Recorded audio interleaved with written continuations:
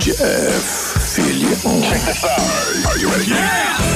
Radio X. Quand Éric se fait poser la question, qu'est-ce que vous auriez fait au lieu de François Legault? Moi, ce qui me fascinait dans sa réponse, c'est qu'on considère pas sa solution comme étant réellement une solution. Quand il arrive, il dit, le système de santé, on va le décentraliser. C'est une solution qui est majeure. Ça veut dire que le boss de l'hôpital, là, c'est lui qui négocie avec ses employés, c'est lui qui gère ses budgets, c'est lui qui décide s'il y a du délestage ou pas. Donc, c'est une réforme qui est majeure dans le système de santé, puis c'est un des éléments clés de son programme. Fait que si tu considères que ça, c'est pas une solution, je veux dire, un peu chien comme approche. Ce qui est arrivé dans cette crise-là, on l'a vu, c'est la capacité hospitalière qui a manqué. C'est pas une question de COVID ou de virus ou tout ça. On l'a vu, les places qui ont été capables de libérer leur population plus vite que les autres, c'est des places où il y avait beaucoup de capacité hospitalière. Fait que comment tu fais pour avoir de la capacité hospitalière? C'est que ça te prend des ressources. Mais ça prend plus que des ressources. Au Québec, la solution a toujours été mettre plus d'argent, plus de médecins. Puis on le voit à un moment donné dans l'entrevue, Guilla, il est là, il dit « Ouais, mais il y aura pas plus de médecins, tu vas créer des médecins. » Ce qu'on a de la misère à comprendre au Québec, c'est quand un médecin est en train de remplir un papier, il est pas utilisé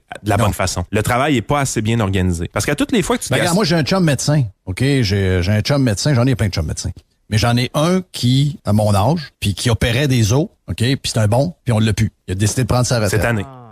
Oui, cette année, parce qu'il dit, je fais rien que de la paperasse, j'opère plus jamais. Toutes les fois un médecin veut opérer, puis que sa salle est fermée parce qu'il manque d'infirmières, ben c'est un gaspillage de ressources. Hey, un chirurgien, ça te coûte les peaux de la fesse.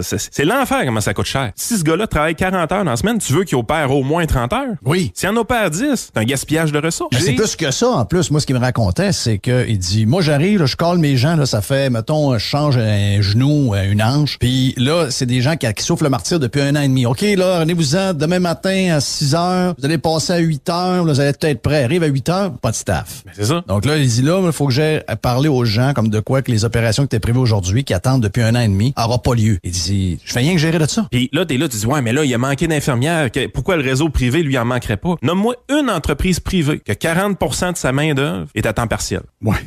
C'est Vu de même, c'est ça, là. Regarde, ça marche pas, ça.